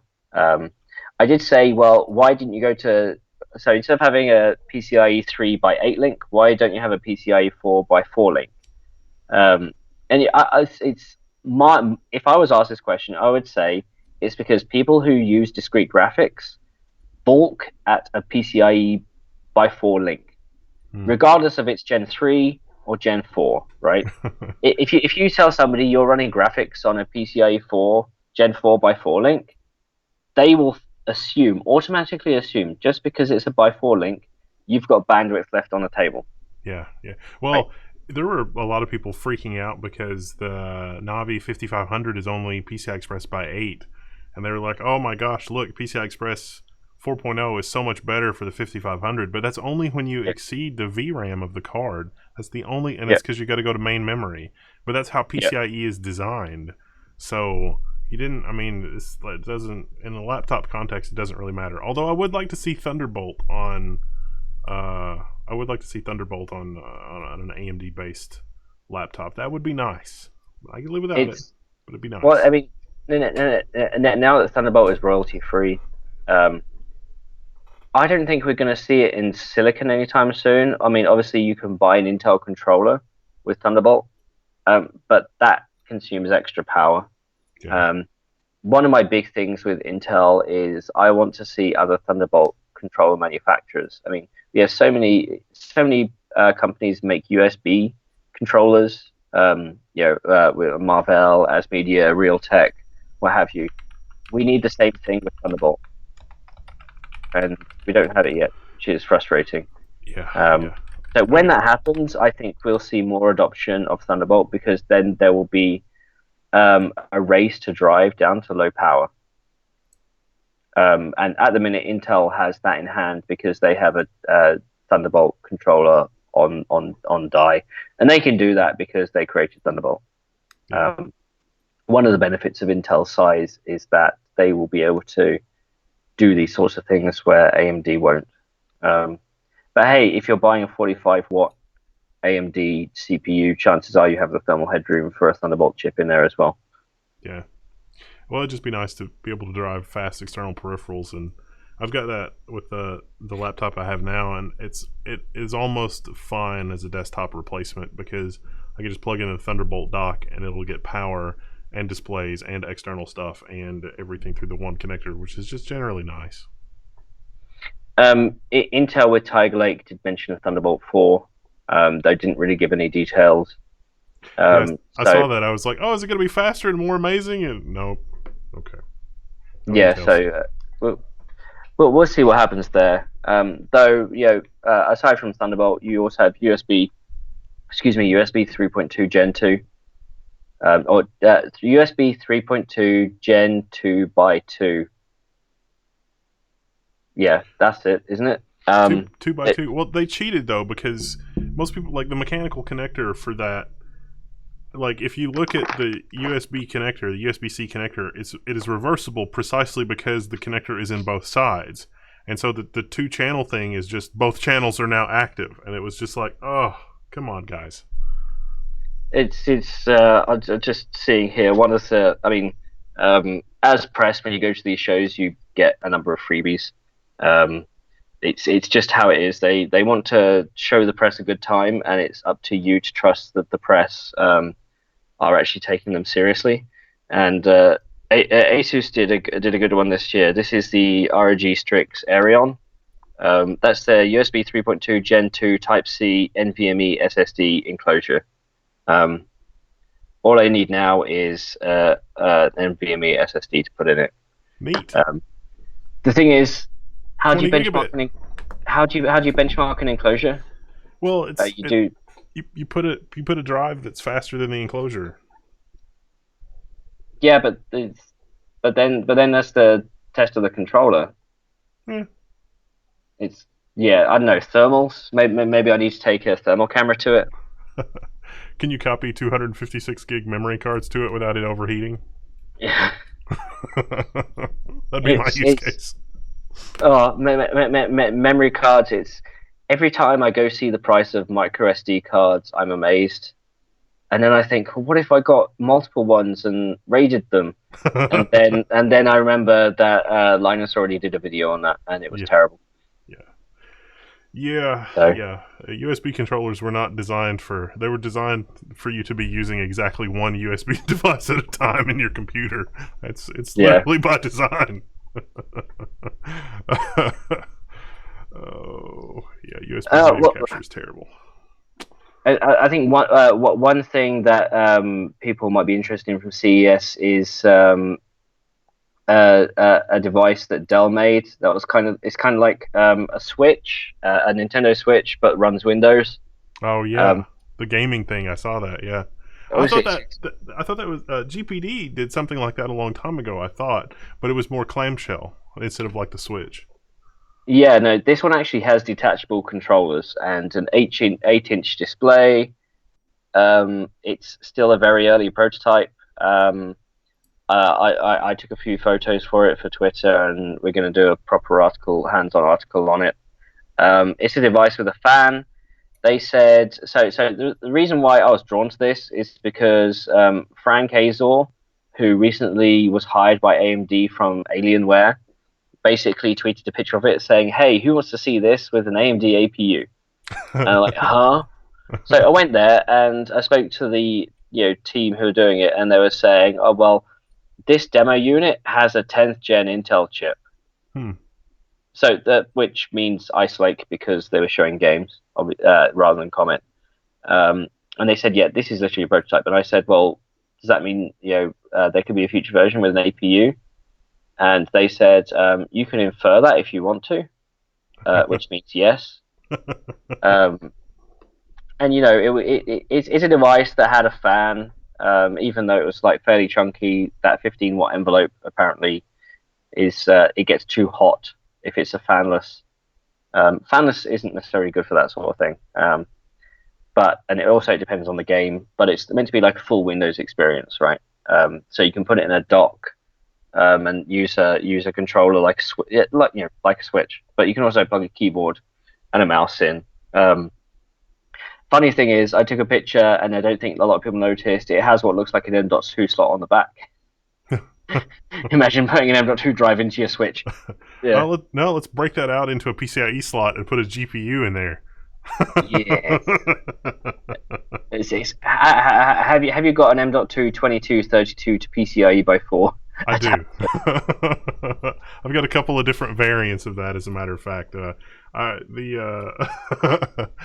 Somebody sent me a device once, and I put that. I was like, have you thought about this use case? And they were like, ha ha ha, joking or whatever. So I put it together on my desk with an external power supply so that the PCIe slot would work, and then sent it back to them with a picture of a device working in the PCIe slot in like the portable device. And it's like, look, and the email I got back was just all in caps, and it said, "What have you done?" Dr. Frankenwendel at your service. Yeah, they were like, "Who would ever do that? No one's gonna do that." I just did. Oh. It's fine. Do you want to take some questions? Yeah. Chat, do you have any questions? And CES has got 2 more days to go. Yeah, don't remind me. Does Dell have any plan to bring it to market? I believe the idea for that device, I think it's called Project Ori. They had a number of projects. I believe the answer is yes, given the fact the guy I spoke to said he works on the 3 to 5 year design of that product. So Project UFO, there we go. So I believe the idea is yes, though personally I don't think it'll be a volume product, just because how successful have Windows tablets been? So it's but then I spoke to Frank Azor at the AMD booth about it. And he said, yeah, it doesn't need to be a volume product.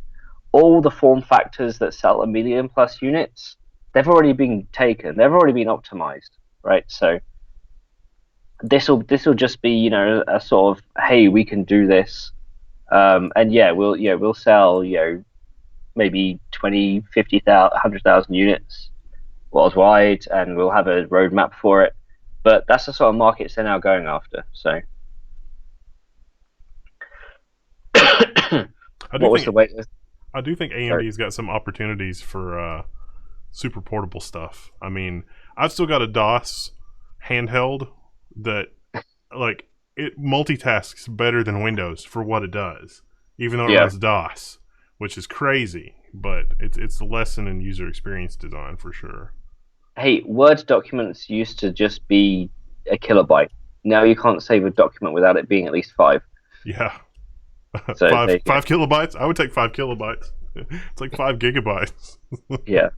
It's like, what is this Mhm. keystroke log of everything I've ever typed into my computer? Why is that saved in every document? Uh, has Windows and ARM matured? Yes, not enough. My argument is, so for work I use Google Drive File Stream, which is Google Drive for Business.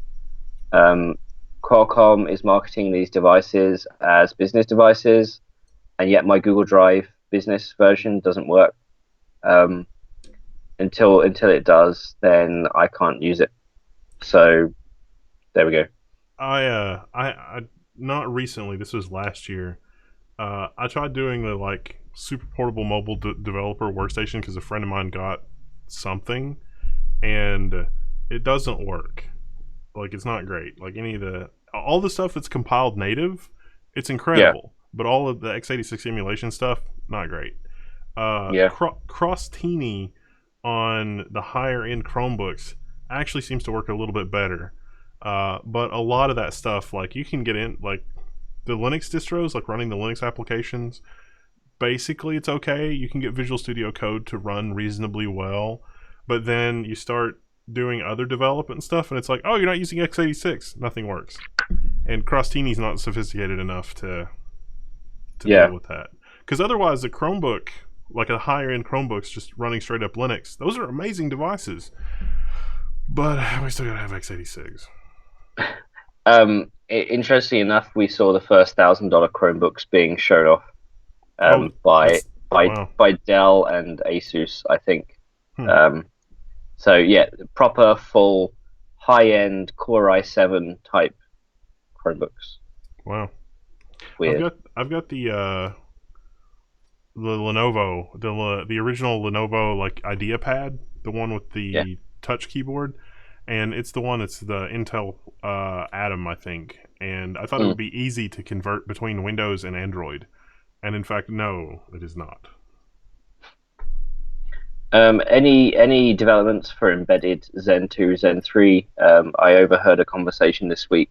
I heard a conversation this morning that said Ryzen Embedded V2000 is at the end of the year. Oh, nice.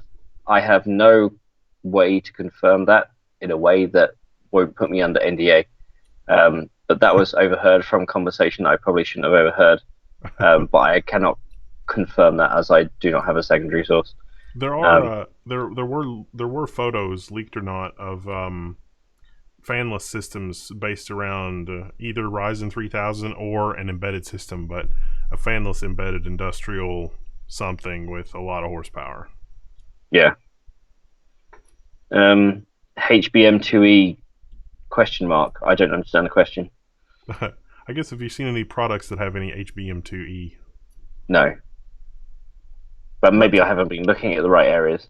not terribly surprising. If I get one conference in 2020 paid for by work, which do I pick? Depends if you want to go technical or product.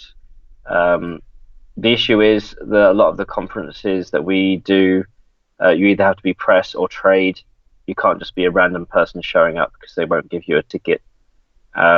If you're in the press or if you're in the trade, I suggest Computex. That's a great show to go to. If you want a technical show where they're talking about hardcore engineering, Hot Chips, that's very easy for anybody in the US because that's just at Stanford. I think you've talked me into going to Hot Chips, but we'll see. It's Hot Chips is hard to do video content for because Yeah. it's very dense. Yeah. Sometimes it's I do things just to do things. there is that. Then I've started going to conferences like IEDM, like I mentioned earlier, and want to go to ISSCC just because they're more technical, and I want to learn more about EUV, and more about manufacturing and more about actually creating the silicon that goes into these chips. So that's really exciting. I, I do have to say that Computex has for me it's like 7 or 8 years of Computex at this point, and Computex is life changing as far as events go, but also just access to like you can drink from the information fire hose. There's no language barrier, not really, and there is so much cool stuff and so much edge case stuff. It's really just completely insane. It's like, oh, there's a product for that? I had no idea. Oh, I have to order it from the mainland? Well, it's not a big deal. It's fine. Glad to know it exists. Yeah.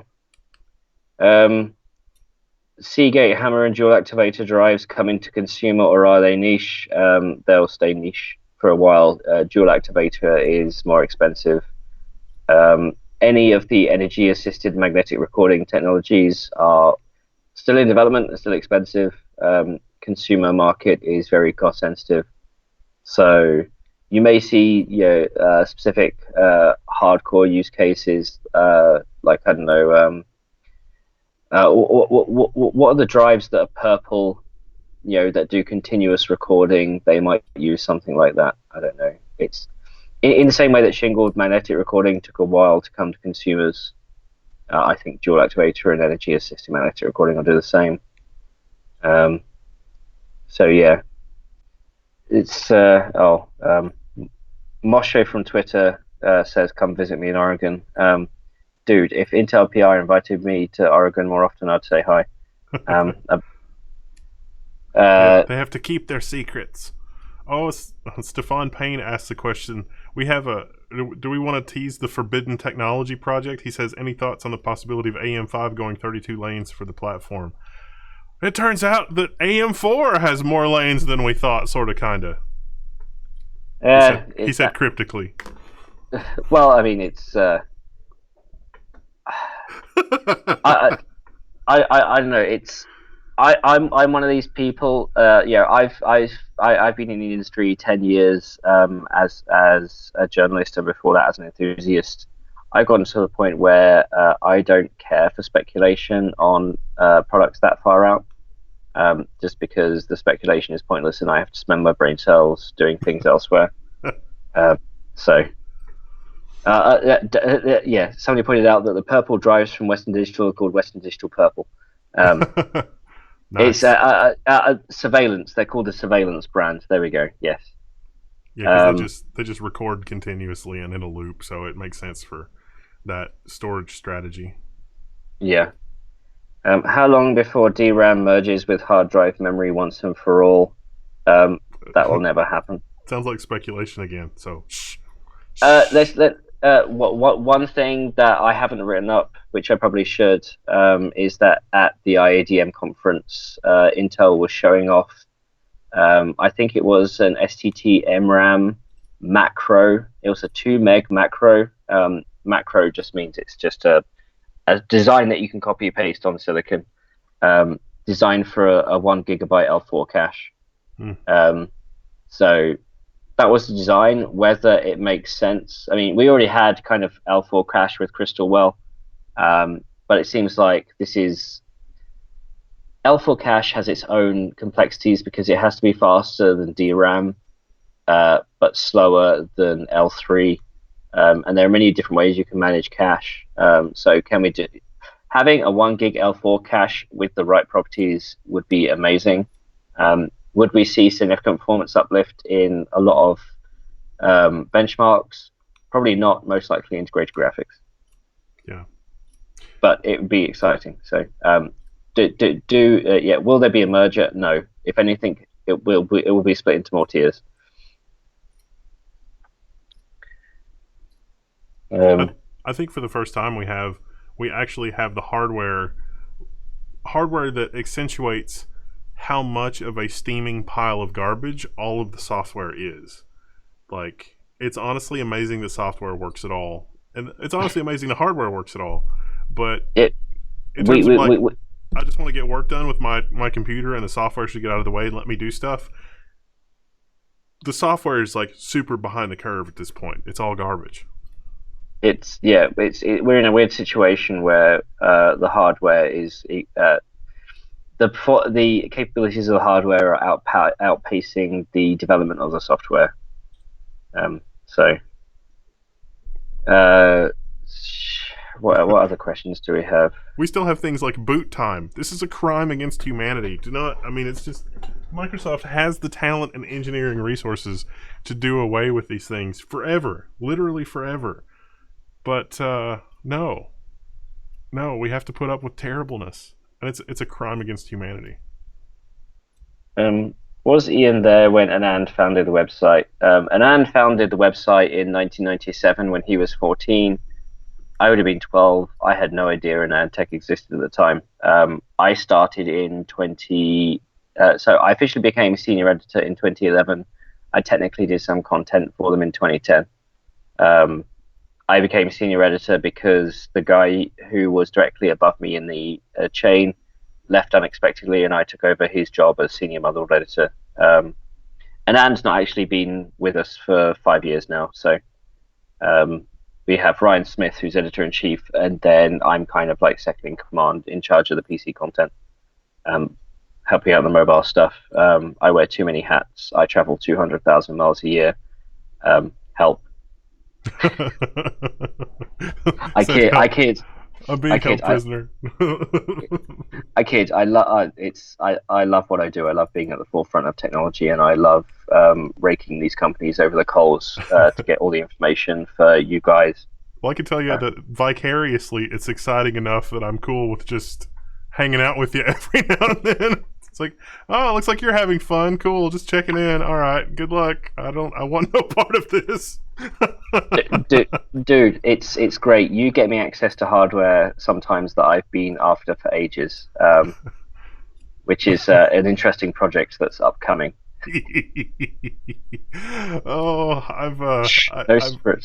I'm given to understand that there are a number of feathers that have been ruffled as a result of that here and there, because there have been some murmurs and some rumblings, but it's fine. There's nothing terrible there. It's fine. It is exciting though. I can't wait for that. I can't wait for that. That's going to be amazing.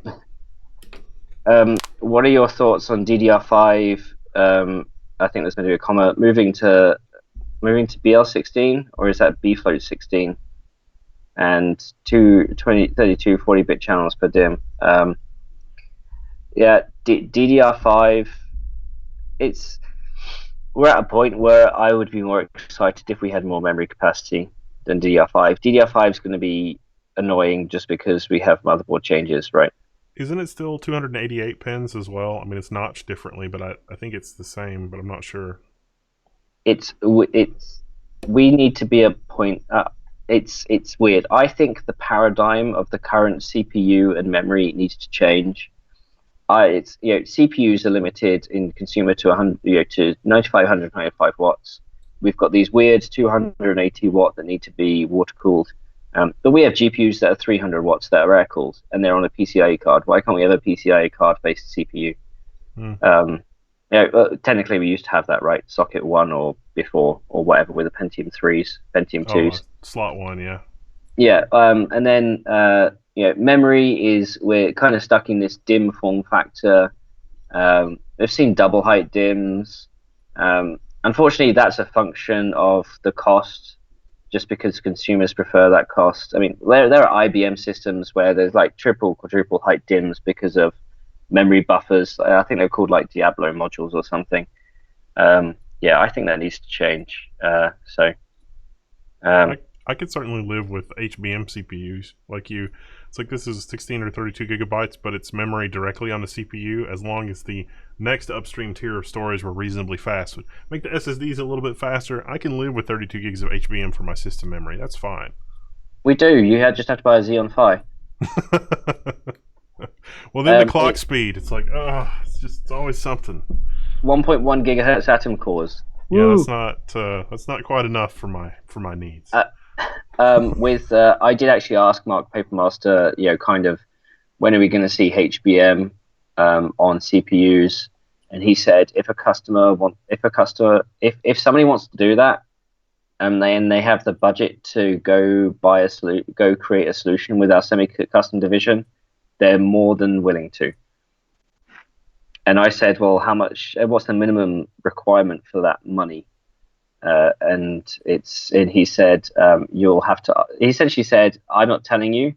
It depends on the project, and you have to ask them. And it's like, well, okay, I've got 350, as in 350.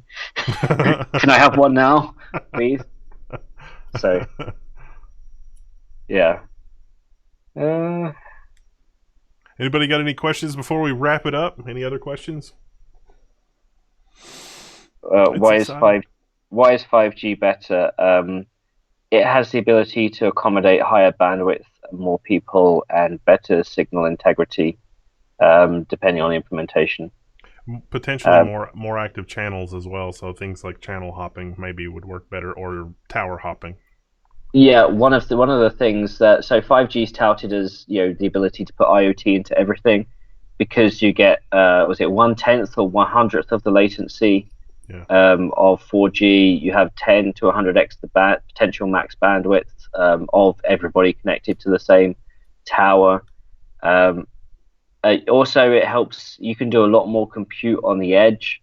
There was a complaint about Bob Swan's Intel keynote this week at CES, because he talked about edge but didn't explain what it was. And he said, and basically, if you imagine, it goes data center to the backhaul to the tower to your device. Edge is basically the compute that's enabled at the tower, right?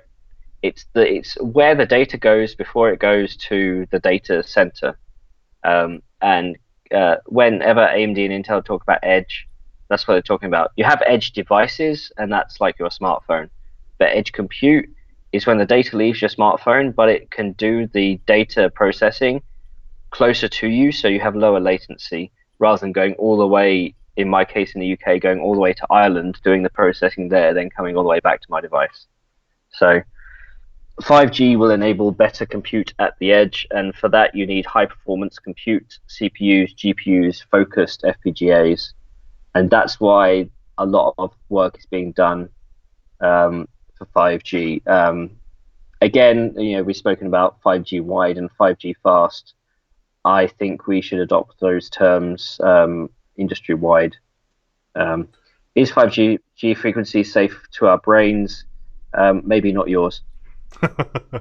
It's not ionizing radiation, damn it. Yeah. So no, you're fine. Everybody's fine.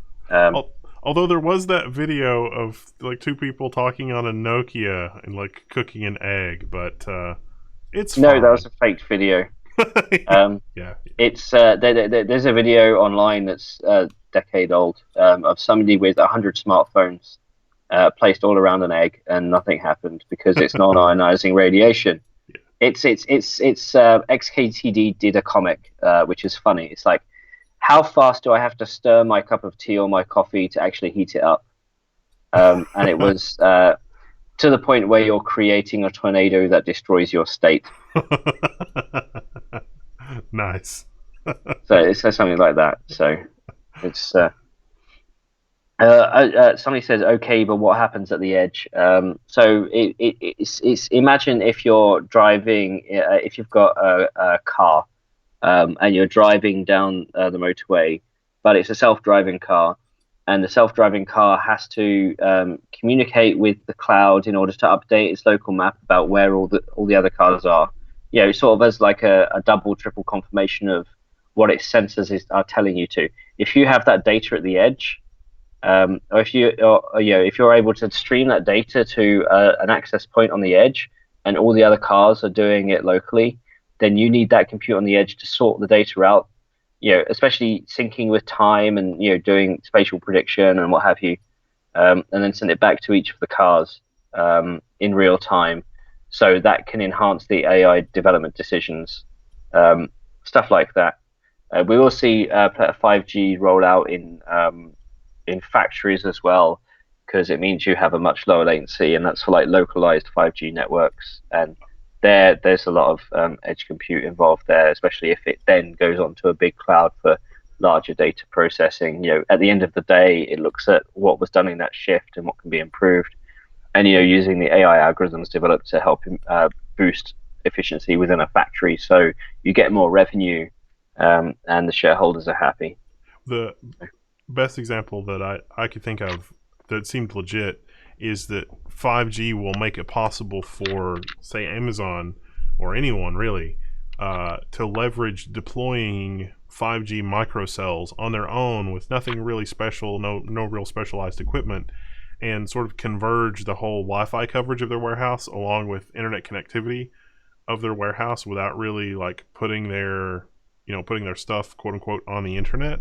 But then all of their robots and all the other stuff can actually be a lot dumber because all of the compute lives in the warehouse. Basically, you've got it's 5G, but it's still quote unquote connected to your LAN. But it's a little better, a little more robust than Wi-Fi in terms of handoff, in terms of signal integrity, in terms of inter-device communication, in terms of multicast, for lack of a better word. It's not really multicast, but being able to, all the little robots being able to communicate with one another. So imagine like the Amazon fulfillment warehouse, where all of the robots, the ones that are picking the stuff from the warehouse, the ones that are doing the packaging, the ones that are routing shipments in, all of those are working together, basically, quote unquote, on the same network, but with no bandwidth problems. And that's going to be one of the transform. Like, we will see 5G there. It's coming to the Amazon warehouse long before it's coming to your house. Long before, probably even before it comes to the subway. Probably even before it comes to major cities. Yeah, because Amazon are prepared to pay for it as well. Yeah. We've got so the Edge is a powerful router processor combo. Yeah, if the processor is like 10 servers. And massive 5G, storage. 5G enables that kind of a workflow, whereas right now it's just literally not possible. Like IP networks, with the kind of the exception of IPv6, IP networks just weren't designed to operate that way. But with 5G, the network layer can operate that way. Yeah, doesn't have to. You can totally have 5G without the edge compute. It's totally fine because that's just a network service. But yeah, I mean, it works better if you got it. Yeah, and the fallback from 5G is 4G. So, especially 5G wide, 5G fast is a bit different. And 4G is a dramatic improvement. 4G is an improvement over Wi-Fi, even when you're talking about quality of service and deliverability, because almost all voice communication on 4G is voice over IP, and your cell phone connections are not dropping out as much as they were when it was analog, or not even as much as when it was 3G. 3G is more, from a protocol standpoint, 3G is more like the Wi-Fi, even Wi-Fi 6 that you might have at your house, than it is a modern protocol for resiliency and no packet loss. Yeah, do game streaming services leverage this edge computing? Yes, but that's more in a data center localized to you sort of way. It's the same concept, right? You are limited by the speed of light. So if you can do compute closer to you, then yeah, that's good all around. No, not 5G cancer. Thank you. The tastiest of cancers. PRC PT Planet, I forgot earlier, they gave us 1,500 Taiwanese dollars, and it says OMG Dr. Chip Eater and Wendell. So I forgot. And I think with that, we're going to wrap it up. Unless there's anything else you can think of or any other questions that you saw. It's stay tuned for February 7th, I think, because that's when Threadripper 3990X drops. Oh yeah, I've got the bot queued up for that one. The question is, how many are you after? Just the one. I picked up one 3175X. It's a retail CPU, and it's it's pretty nuts. It's Uh, it's pretty nuts. yeah. I should address the B550 because people have been waiting for B550 for a while. There were no B550 motherboards at CES. Hmm. We asked, and they said it's probably coming later than you think. Hmm. Um, so I mean, it. I think about it. I trying to form my words here. Um, we are still waiting for Ryzen Ryzen APUs on the desktop, and I think that might be an intersection point for B550. Now, so part of me thinks that B550, and probably part of a load um, of the audience thinks as well, that B550 should have been done, and it should have been sorted, and we should have it by now. Um, is AMD kind of just sitting on it and not letting it happen? I don't think I don't necessarily think that's the case. I think AMD is quite happy with the wide range of X570 boards out, and they're just. I mean, the latest Zen 2 CPUs don't go below $200, and a B550 board is typically for somebody who spends less than $200 on a CPU. So when that happens, I think B550 might probably launch simultaneously. So. David Wilson asks, "What about TRX 80? You're doing an article." uh, I found out some stuff today about TRX 80 that will blow your mind. I literally sent Wendell a photo of my article before we started the stream, and he laughed hysterically. I need to go through my editor if he's still awake, and post that. Let's see. So. Oh, spicy memes! Spicy memes! I love the spicy memes. So it's a fun topic to talk about because I actually did the legwork to do for the understanding and spoke to the right people who know what they're doing, who know what they're saying, and I asked them about it, and they gave me a straight up answer. And coming to an Antec soon. All right, well, thank you. And with that, I think I'm going to hit end stream. Thanks, everybody. Share this. Thanks, everyone. And so that we can do more, because it's fun. Updoot. Yes. Oh, yeah. Updooting. That's always good. And you can find more Dr. Cutress's writing at anatech.com. Thanks, Wendell. Thank you.